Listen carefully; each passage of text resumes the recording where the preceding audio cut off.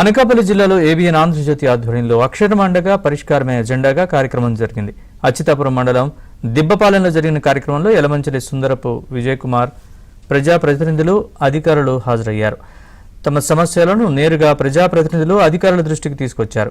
ప్రజా సమస్యలను పరిష్కరించడంలో ఇటువంటి కార్యక్రమాలు ఎంతగానో దోహదం చేస్తాయని చెప్పారు. ఇంత మంచి కార్యక్రమం నిర్వహించిన ఏబిఎన్ ఆంధ్రజ్యోతి యాజమాన్యానికి ప్రత్యేకమైన ధన్యవాదాలు చెప్పారు. ఇంకా ఒక 150-200 మంది ఆల్రెడీ గుర్తించబడి వాళ్ళకి ప్లాట్లు ఇవ్వకుండా ఆగి ఉన్నాయి.